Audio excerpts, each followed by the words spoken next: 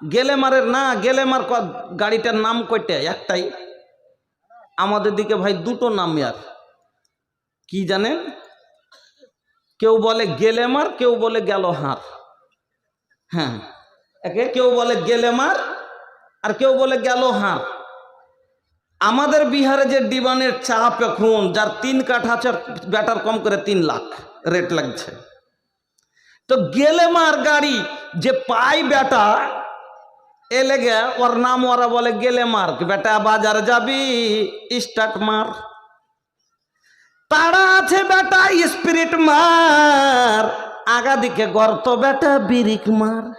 নাম দিলে তার নাম গেলেমার, আর বেটির বাবা জমি বিক্রি করে কিনে দেয়, এই জন্য গালে হাত দিয়া বলে গেল হার। 3 কাঠা গেল হার, এই জন্য দুটা নাম। আপনার গাড়ি চালাবার ইচ্ছা, এবার বন্ধুদের সামনে আপনি বললেন একটা গাড়ি নিব, বন্ধুরা বলল গেলেমার নিয়ে নাও। কোথায় নিব? কালিয়াচক অমুক শোরুমে চলে যাও। ওই শোরুমে গাড়িগুলো খুব সুন্দর, গাড়ির কালারটাও খুব ভালো, গাড়ির কোয়ালিটিটা খুব পছন্দ, ম্যালেজও শুনেছি খুব ভালো। এবার আপনি চলে গেলেন শোরুমে, আর একটা গাড়ি আপনি বিল মিটিয়ে বের করে নিলেন। বিল মিটিয়ে বের করেছেন আর দিয়া আপনি গাড়িতে চেপে গেছেন, আর একবারে 60-55 স্পিডে গাড়ি চালিয়ে চলে আসছেন। হঠাৎ করে আগা দিকে একটা বাচ্চা হামাগুড়ি দিয়ে চলে এসছে। ও হুইসেলও বোঝে না, হুইসেলও বোঝে না, আর দড়িয়াও পালাতে পারবে না। এবার আপনি কি করবেন? ব্রেক করবেন কি করবেন না গাড়িতে? না হলে তো অ্যাক্সিডেন্ট হয়ে যাবে। আপনি ব্রেক করলেন, যে বাচ্চাটা বুঝে না কিছু, এখান থেকে গাড়িকে আমি ব্রেক করি। ব্রেক করলেন, কিন্তু হ্যান্ড সমাতে আপনার ব্রেক কাজ করলো না, আপনার ব্রেক কাজ করলো না। আচ্ছা বলেন তো, অ্যাক্সিডেন্ট হবে না? হবে না? হবে। কেন হলো অ্যাক্সিডেন্টটা? তার কারণ হলো ব্রেকের একটা কর্তব্য আছে, ওই কারণে ওকে অতি লাগানো হয়েছে। তার কর্তব্য কি, তার দায়িত্ব কি? গাড়িকে দাঁড় করে দেওয়া, কিন্তু ও নিজের দায়িত্ব পালন করলো না। ব্রেকের যেটা দায়িত্ব ছিল, দায়িত্ব পালন করলো না, যার কারণে অ্যাক্সিডেন্ট হলো। ওই রকমই মহিলার কিছু দায়িত্ব আছে, মহিলা দায়িত্ব পালন করে না, যার কারণে সংসারে অশান্তি হচ্ছে। এবার আপনি আর একটু চলেন, খালি ওয়াদের জন্যই হয় না। গেলে গাড়ি নতুন বের করেছেন, গাড়িতে কোনো সমস্যা নেই, একবারে সব কালাজ ফালাজ সব ঠিক আছে, কিন্তু আপনি জীবনে কোনোদিন গাড়ি চালাননি। মানে দেখে দেখে আপনি ড্রাইভার, দেখে দেখে ড্রাইভার, মনে মনে ভাবছে গাড়ি না গাড়ি, শোরুম থেকে বের করব, গাড়ির ওপরে চাপবো, হ্যান্ডেল ধরে নেব, সেলফ মেরে দেবো, ভুঁ করে উড়ে চলে যাব। কিন্তু জানে না যে কতটা কালাস ঢিল দিতে হয়, জানে না গিয়ার কিভাবে চেঞ্জ করতে হয়, এটাও জানে না। একবারে 1 গিয়ার না চেঞ্জ করে যদি 4 গিয়ার মধ্যখানে 3 গিয়ারে ফাঁসিয়ে দেয়, ই পড়বে না থাকবে ভাই? উল্টে পড়বে না? পড়বে না। এই উল্টা সংসার পড়ছে কেন? যার কারণ হলো ই বউ চালাইবার কথাই ড্রাইভারই শিখেনি।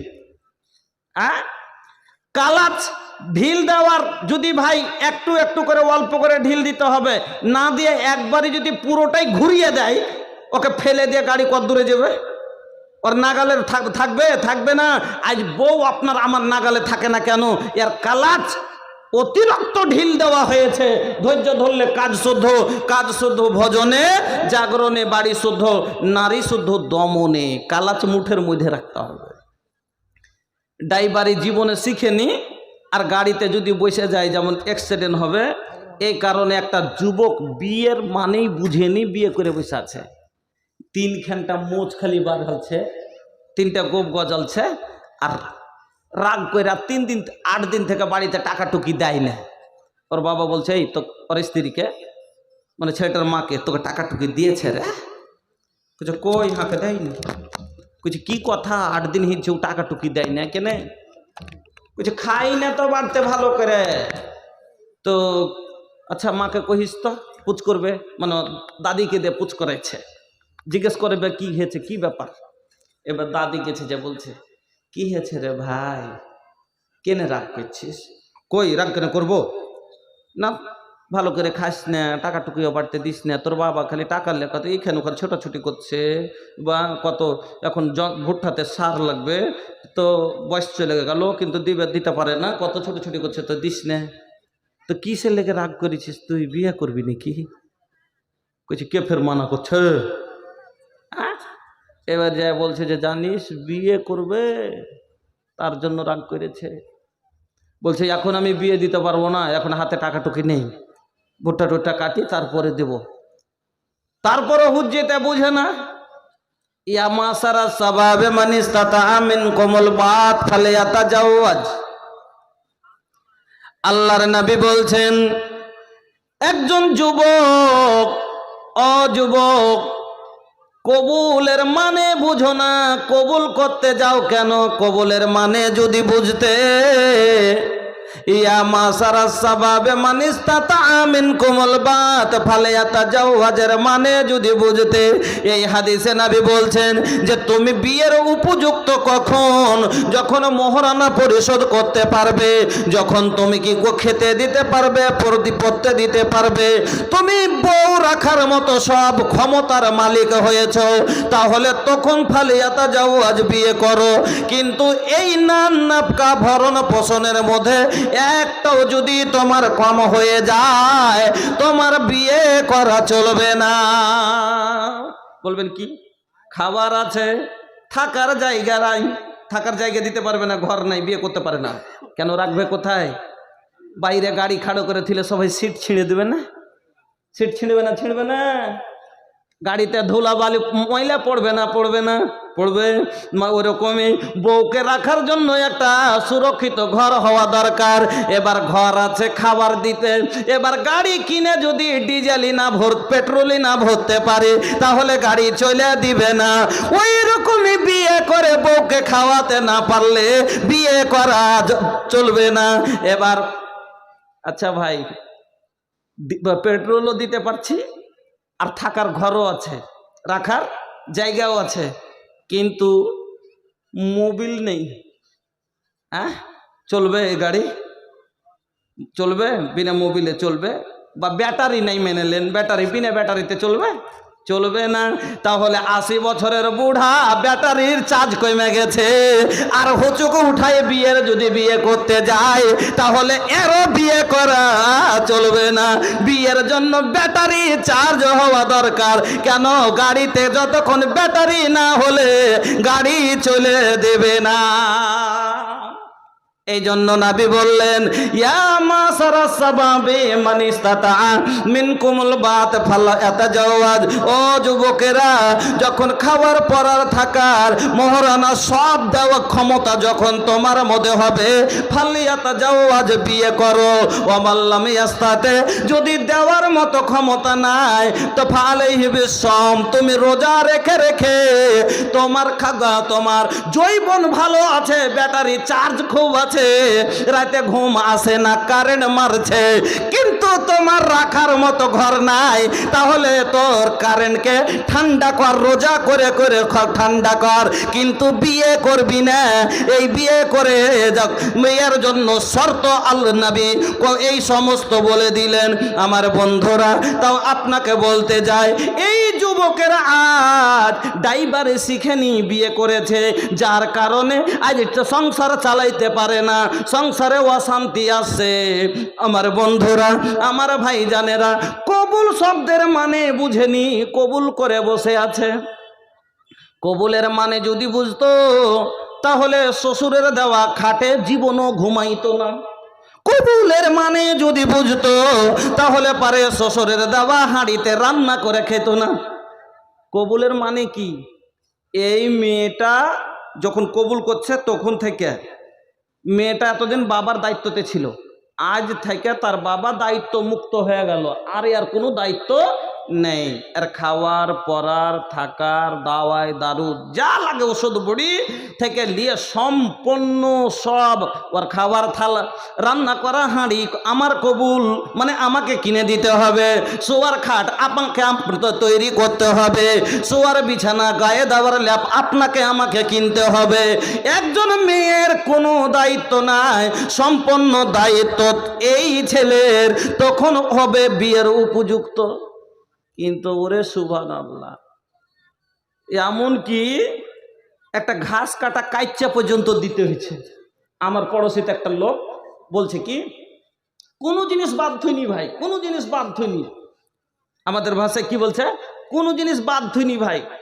একবারে খাট থেকে নিয়ে, বিছানা থেকে নিয়ে, মানে ঝাড়ি কুড়ি যা লাগে সব দিয়ে, মুরগির পায়খানা তোলার লেগে খুরপাটা লাগে ওটাও দিয়েছি, খাসির লেগে ঘাস কাটা লাগবে তো কাইচ্চাটাও দিয়েছি। বলছিস আচ্ছা ভাই সবই দিয়ে দিয়েছেন। কইছে কোন কুট কিছুই বলতে পারবে না। আমি বলছি না, যেটা সব থেকে বেশি জরুরি সেটাই দেননি। আরে জানছি যে এই যুগের যুবকদের ক্ষমতা নাই, একে কিনতে হয়েছে। ই জওয়ানি, এ बाबू ये जवानी अल्लाह का दी है कीमती दौलत बा। ई लाख 1.5 लाख रुपया में बिके वाला चीज नहीं खे। एकर कीमत अनमोल बा, केहू एकर कीमत ना लगा सकेला। तू कैसन जवान बड़ा के लाख 1.5 लाख में बिका तारा। কেমন যুবক তুমি গো, 1.5 লাখ 2 লাখ টাকাতে তুমি বিক্রি হচ্ছ। তোমার জৈবনকে থু করে মানুষে ওই কি করে যে থুথু দেয়, তো ওই এই জৈবনকে থুথু দেওয়ার দরকার আছে। নাউজুবিল্লাহ। হ্যাঁ, কি করলাম? এই জন্য তো ইজ্জত নেই। এই জন্য তো সকালে কইছে যে শাশুড়ি যে কইছে বৌমা একটু বর্তন কটা ধাও না। কইছে কি হয়েছে? আমি বাসন ধুইতে যাব? আমি যাব না। কইছে কেন যাবে না? কইছে তুমি ছেলে মানুষ করার পরে কতখানি দিতে পেরেছ? 1 কাঠা তো করে দিতে পারোনি। আর আমার বাবা বিয়ে দিতে দিতে 2.5 বিঘে লিখে দিয়েছে। এবার মা যাইয়া বেটাকে বলছে যে আরে বেটা কোন কি করলি, কোন বাড়িতে বিয়ে করলি? এই তখন বলছে যে মা কি করবে মাইনে লাও। এবার বউকে বলছে তুমি একটু করো, এত একবার দেখাইও না। এবার বউ কি বলছে, ঝাড়ু পোছা করব নাহি মা যাব বারাতানাওয়া। अरे दहेज दे के किनले बानी तोहरा के भड़वा, दहेज दे के किनले बानी तोहरा के भड़वा, दहेज दे के किनले बानी। केसी लाठी आइल बिया राजा जी सवार दा, गोड़वा में दर्द हमर तानी का दबाई दा, गोड़वा में दर्द हमर तानी का दबाई दा। नहीं तो बिछाइब हम अलग बिछनवा, दहेज दे के किनले बानी तोहरा के भड़वा, दहेज दे के किनले बानी। जिनारा सभी दिच्छेन আপনাদের এই একটা কথা আর বলবো, যখন আর মুরদি নেই, কিছু করার মুরদি নাই, কেন চলার জন্য গাড়ি দিলাম, রান্না করা হাঁড়ি দিলাম, হ্যাঁ শোয়ার জন্য খাট দিলাম, গায়ে দেওয়ার জন্য ল্যাপ দিলাম, বর্তন বাসন সবই যখন ইত্যাদি দিয়েছি, ফের ঈদে ঈদে কাপড় না দিই তো ফের হয় না। আমার দেওয়াই কাপড় পরে, আপনার দেওয়াই কাপড় পরে। যখন সবই আপনারই নিতে চাহে, তো খবরদার বিদেগির দিন একটা কাফনের কাপড় অবশ্যই দিয়ে দিয়েন। কাফনের কাপড়টা সাথে বাইন্ধে দিয়েন। কেন? আরে কাপড় না থাকলে হয়তো 10 টাকা ইনকাম করে হয়তো কিনতে পারবে, কিন্তু মরার দিন তো আর কাফনের কাপড় কিনতে পারবে না। যখন সবই দিতে হলো তো কাফনের কাপড়টার কেনে বাদ দিবেন? অ্যাডভান্সে সেদিনই দিয়ে দিয়েন, যে কে জানি কখন যে আমি মরে যাবে, তখন কাফন দাফন দিতে পারবে না, কারণ আর কাফন কেনার মতো টাকাই হয়তো নাই। আল্লাহু আকবার। कैसे जवान है आप लोग? ধিৎকার है जवानी पर। এইরকম জৈবনের ওপরে ধিৎকার আছে। যুবক ভাইরা আমার, বন্ধুরা, এই জন্য আজ সংসারে অশান্তি কিসের কারণে? একজন ছেলে তার দায়িত্ব বুঝতেই পারেনি। বিয়ে না বিয়ে, শ্বশুর বাড়ি যাবো, কবুল করবো, বউলিয়ে ঘরে চলে আসবো, হয়ে গেল বিয়ে। না ভাই, গাড়ি চালার লেগে যেরকম সেলফ শিখতে হবে, গাড়ি চালার লেগে যেরকম কালাচ কতটা ছাড়তে হবে জানতে হবে, গিয়ার কেমন করে চেঞ্জ করতে হবে জানতে হবে, ওরকমই বউ হলে গাড়ি আর আপনি হলেন ড্রাইভার। আর রেজালু কাওয়ামুন আলান নিসা, আপনি হলেন ড্রাইভার, ও হলো গাড়ি, আপনি চালাইবেন, তাহলে কিরকম করে চালাইতে হবে। এই জন্য এবার একজন স্ত্রীর কি কি সংসারে কি কি করা দরকার আর একজন পুরুষের কি কি আইসেন। এবার ভালো করে শুনবেন, 7-8টা হাদিস আপনাকে শোনাচ্ছি। আমার মা বোনেরা, আপনার কাজ হলো 6টা। কয়টা? মহিলার কাজ হলো 6টা। সংসারকে সুখী রাখতে গেলে একজন মহিলাকে 6টা কাজ করা লাগবে, আর একজন পুরুষকে করতে হবে 4টা। একটা পুরুষকে করতে হবে 4টা, মহিলাকে করতে হবে 6টা। 1 নাম্বার, ভালো করে শুনবেন, 1 নাম্বার, প্রথম কাজ স্বামীর খিদমত করবেন। কারণ গাড়ি আমি কিনে নিয়ে এসেছি আরাম পাওয়ার জন্য না। তাহলে গাড়ি নিয়ে এসে যদি আরামই না পাই, গাড়ি পাংচার হয়ে পড়ে থাকে, তাহলে পরে গাড়ি ঠেলে লিয়া তো আরো মুশকিল বেড়ে গেল ভাই। তো ওরকমই বউলি আসার কারণ হলো আল্লাহ বলছেন লেতাসকোনো ইলাইহা, আরামের জন্য। তাহলে বউ আনার পরে কষ্টতে থাকলে তো ওই কথাই হলো, খালি পায়ে চলা ভালো কষা জুতা যার, বিদেশেতে একাই থাকা ভালো দুষ্ট নারী যার। মানুষ জুতো পায়ে কেন পরে?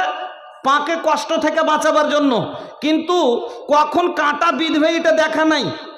কিন্তু তার আগে যদি এত কষা জুতা যে চামড়া খালিয়ে নিচ্ছে, পায়ে আঘাত করছে, তাহলে এই জুতো পরার চাইতে খালি পায়ে চলা ভালো। তো বউ আনার মানে আল্লাহ বলছেন লেতাসকোনো ইলাইহা, আরাম নিবে, ওতে থেকে শান্তি নিবে, তৃপ্তি নিবে। কিন্তু বউ আনার পরে সংসারে যদি অশান্তি হয়, সুখ না পাই, তাহলে একাই থাকা ভালো কিনা? তো মা বোন, যেমন একটা গাড়ির কিনার পরে মালিক আশা রাখে যার উপরে বসে আমি আরাম করে চলবো, ওই রকম আশাতে বউ আনে জানি সংসারে শান্তি পাবো, আরাম পাবো। এই জন্য গাড়ির কর্তব্য হলো পিঠে করে বহেলে বেড়া, ওই রকমই আপনার প্রথম কর্তব্য হলো স্বামীর খিদমত করা। স্বামীর খিদমত করতে হবে। হাদিস শুনেন, হাসান বিন মহসিন বলছেন, একদিন আমার ফুফু আল্লাহর রসুলের বাড়ি গেলেন কোনো কাজের জন্য। এদিকে ধ্যান দিবেন মা বোন, ভালো করে শুনবেন। হাসান বিন মহসিন বলছেন, একদিন আমার ফুফু কোনো কাজ বিশেষে আল্লাহর নবীর বাড়ি গেলেন। এবার কাজের শেষে আমার ফুফু আল্লাহর রসুলের বাড়ি থেকে বের হয়ে আসেন। এমন সময়তে আল্লাহর নবী আমার ফুফুকে ডাক দিয়া বললেন, ও হাসানের ফুফু, ও হাসান বিন মহসিনের ফুফু, বলো তো তোমার স্বামী জীবিত আছে না নাই? হাসান বিন মহসিন বলছেন যে কোনো কাজে আমার ফুফু আল্লাহ রসুলের বাড়ি গেলেন, কাজ হয়ে গেল, আমার ফুফু বাড়ি আসছেন। এই সময়তে আল্লাহর রসুল আমার ফুফুকে জিজ্ঞাসা করলেন, আচ্ছা বলো তো তোমার স্বামী বেঁচে আছে? হাসান বিন মহসিনের ফুফু বলছেন, নাম ইয়া রাসূলুল্লাহ, হ্যাঁ হুজুর আমার স্বামী জীবিত আছেন। যেমন এই কথা বললেন, নবী বলছেন, শুনো তোমার স্বামীর সাথে তুমি কেমন ব্যবহার করো, তোমার স্বামীর খিদমত কিরকম করে করো। হাসানের ফুফু বলছেন, ইয়া রাসূলুল্লাহ আমার স্বামীর খিদমত কতটা করি আপনাকে বলছি শুনেন। আমি যতক্ষণ আজেজ না হয়ে যায়, আমি যতক্ষণ ক্লান্ত না হয়ে যায়, আমি থকে না যাই, মানে আমার পক্ষে যতটা সম্ভব আমার শক্তি ভর আমি আমার স্বামীর খেদমত করি। আমার স্বামীর খিদমত করতে করতে আমি আজিজ হয়ে যাই, এত দূর করি। যখন এই কথা বললেন নবীজি এবার বলছেন, ও মহিলা শোনো, ফানজরি আইনা আনতা মিনহু। নবী কি বলছেন? ফানজরি আইনা আনতা মিনহু। ও হাসান বিন মহসিনের ফুফু, তুমি একবার কথাটা ভালো করে বেরেনে তুমি স্মরণ করো। তুমি বলছো তোমার স্বামীর খিদমত তুমি অনেক করো, কিন্তু তুমি একবার চিন্তা করো তো তোমার খিদমতে তোমার স্বামী রাজি হয় কি হয় না? এই খিদমতে আল্লাহ রাজি হবে কিনা? এই খিদমতে জান্নাতের অধিকার অর্জন করতে পারবা কিনা? এই খিদমতে তোমার জান্নাত যাওয়া হবে কিনা? কেননা ফাইন্নাহু জান্নাতুকা ওয়া নারুকা, তোমার স্বামী হলো তোমার জান্নাত আর তোমার স্বামী হলো তোমার জাহান্নাম। স্বামী হলো তোমার জান্নাত আর স্বামী হলো তোমার জাহান্নাম। এ লেগে স্বামীর খিদমত করবেন। মা বোন, স্বামী হলো জান্নাত, স্বামী খিদমত করেন জান্নাতে যাবেন, স্বামীর খিদমত না করেন জাহান্নামে যাবেন। 1 নম্বর কাজ আপনার স্বামীর খিদমত করতে হবে। কেন? স্বামীর যদি খিদমত করে, আমার বউ আমার পা টিপছে, আমাকে গোসলের জল দিচ্ছে, উজুর জল দিচ্ছে, কাপড় ধুয়ে নিচ্ছে, আমার যে আছে সব খিদমত করছে, আর আমি ওকে মারবো? আপনি মারবেন আপনার বউ? তাহলে তো আপনি নোংরা ব্যবহারের লোক হবেন। বউ সব করছে, ওই বউকে কি মারা যাবে? গালমন্দ করা যাবে? যাবে না। করে না, তার জন্য কি করছে? সার্ভিস পাই না, যার কারণে কি করে? গালমন্দ করে, মারে। সার্ভিস না পেলে গাড়ি যদি না চলে ভাই, তোকে কি করবে না? রাগের ভরে তখন গাড়ির কিছু কহিয়েছি মারবে, গাড়িকে লাথি দিয়ে ফেলে দিবে। কেন? যে গাড়ি নিয়ে সুখ পেলাম না। মা বোন আমার, স্বামীর খেদমত করবেন। 2 নাম্বার, ভালো করে কথা শুনবেন। 2 নাম্বার, স্বামীর আনুগত্য করবেন, কথা মতো চলবেন। এটা হলো স্বামীর দ্বিতীয় হক স্ত্রীর ওপরে। স্বামীর আনুগত্য করবেন, স্বামী যেটা বলবে ওটাই মানবেন, ওটাই করবেন। নবী বলছেন, হাদিস শুনেন কত সুন্দর করে নবী বললেন, সব চাইতে ভালো মহিলাকে পৃথিবীর জমিনে, সব চাইতে ভালো মহিলাকে আল্লাহ রসুল বলছেন তার গুণ কি কি? যার মধ্যে 3টে গুণ থাকবে। মা বোন ভালো করে শুনবেন, যার ভিতরে এই 3টে গুণ থাকবে ও হলো সবচাইতে ভালো মহিলা। 1 নাম্বার, নবী বলছেন, আল্লাতি তাসুররুহু ইযা নাজারা, আল্লাতি তাসুররুহু ইযা নাজারা, जब उसका शौहर उसे देखे तो खुश हो जाए। স্বামী দেখতে গেলেই আনন্দিত হয়ে যাবে। আল্লাতি তাসুররুহু ইযা নাজারা, স্বামী দেখলেই আনন্দ পাবে। তাহলে বলবেন যে কিরকম করলে স্বামী আনন্দ পাবে? আরে মা, আনন্দ দেওয়ার অনেক রকম পদ্ধতি আছে। আপনি চাইলে খুশি করে দিতে পারবেন। সকালে আপনার স্বামী গেছে কাজে, পুরো দিন মাঠে ভুট্টায় কাজ এই করছে, গাড়িতে লোড করছে, দুপুরে 2টার দিকে একবারে বাড়ি এসছে, আর শরীর ঘামানো ঘামানো অবস্থায় একবারে ক্লান্তিতে কথা বলার মুখটা ছোট হয়ে গেছে, আর এসে বসছে। আপনাকে নিয়ম শিখিয়ে দিচ্ছি, ভালো করে দেখবেন। 1 ঘুঁটি জল নিয়েছেন বা গিলাস জল নিয়েছেন, আগা দিকে নিয়ে গেছেন, আর যাওয়ার পরে গিলাসটা ধরাইতে যাইছেন, আর এদিকে একবারে মুচকি হাসি দিয়ে স্বামীর মুখের দিকে গিলাস এদিকে হাতে ধরাচ্ছে, আর এদিকে চোখকে স্বামীর দিকে দিয়ে মুচকি হাসি দিয়ে। আনন্দ পাবে না? পাবে না? তারপরও যদি আনন্দিত না হয়, মুচকি না হাসে, স্বামী না হাসে, কি বলছে? আচ্ছা, বোরা তোলা খুব ভারী কাজ না, নাহি হাঁকে নিয়ে যেত, কাল 10টা করে আগিয়ে দেবো। কি বলবো? হাসবে না? তুই কি পারবি রে? তারপরও যদি না হাসে, তো বলছে বাপরে, পুরুষ মানুষ ওগুলা কামের লাগি তো আল্লাহ বানালছে, তার লেগে মুখ কেন অত ভারী করে নাকি? দেখতে একবারে ভাল লাগে না। হাসবে না? হাসবে না? নবী বলছেন, আল্লাতি তাসুররুহু ইযা নাজারা, স্বামী দেখলেই আনন্দ পাবে, খুশি হয়ে যাবে। আরো খুশি হওয়ার কিছু নিয়ম বলছি। দিল্লি গেছেন, একটা ছেলে দিল্লি গেছে, 3 মাস বিয়ে হওয়াতে দিল্লি গেছে, আর 3 মাস পরে বাড়ি আসছে। তো ভাই, আল্লাহ রসুল বলছেন, যখন তুমি বিদেশ থেকে বাড়ি যাবে তো বাড়িতে খবর দিয়ে দিও, বাড়িতে খবর দিও। কেন? বাড়িতে যখন স্বামী থাকে না, তো মহিলারা সাজুকুজু কম করে, মহিলারা সাজুকুজু কম করে। কেন? কে দেখবে? আর স্বামী যখন, আর এটাই নিয়ম, মহিলারা সাজবে স্বামীর জন্য। হোঠে লালি লাগাবা, কানে বালি লাগাবা। এই জালসাতে 2.5 কিলো আলকাতরা দিয়ে আসার মানে হয় না। আলকাতরা দিলে স্বামীর আগা দিকে দিতে হবে, যাতে স্বামীকে মাতাল করে রাখবো, যাতে কাউরির দিকে তাকাই না, দেখি ভালো লাগে, আমাকে দেখে ভালো লাগে। এবার আল্লাহ রসুল বলছেন, তুমি বাড়িতে খবর দাও। আর মহিলাদেরকে বলছেন, যদি ওয়াসিরুল মুগিবাত, যদি একটা ব্লেড ব্যবহার করার প্রয়োজন হয় তো ব্লেড ব্যবহার করে মহিলারা পরিষ্কার হয়ে থাকবে, স্বামীর জন্য সেজে কুজে থাকবে। এবার সাজুকুজু করে থাকবে স্বামীর জন্য, তাহলে তো আর আসার পরে যদি বাড়ি এসে দেখে ওরে বাপরে চুলগুলো এলোমেলো হয়ে আছে, মুখটা ময়লা ময়লা হয়ে আছে, কাপড়গুলো দেখা যায় না, আনন্দ পাবে? পাবে না। তাহলে এখন তো ভাই খবর দেওয়ার একবারে শর্টকাট বুদ্ধি। কেনে এই যে এই যতটা ভাই সব জিনিসে সুবিধা করে দিয়েছে। আগে টাকা পাঠাইতে লাগতো 1.5 মাস, এখন খালি 1.5 সেকেন্ড। কেটে গেল রে বেটা, কেটে হেঁজি আব্বা। আগে কোনো ব্যবস্থা ছিল না, এখন 3 বছরের ছেলেও হোস্টেল থেকে বলছে কি হ্যালো আব্বা টাকা পাঠাও। আর তখন যদি নাও জেনেছে তাও ওকে চিঠি লিখতে হয়েছে, চিঠি লিখতে হয়েছে। একটা ছেলে গেছে পড়িতে বাহিরে, আর যে সব টাকা শেষ হয়ে গেছে, এবার বাবাকে চিঠি লিখে দিবে, তো কাউকে পাই না, কি করে চিঠি লিখবে?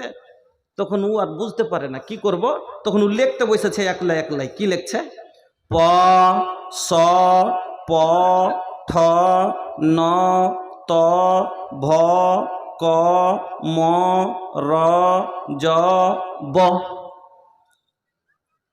কথাটা বুঝতে পারলেন না? ক খটি শুধু জেনেছে, তাই তবু কাম চালিয়ে নিলে। শিক্ষিত লোকের কতটা গুণ দেখছেন।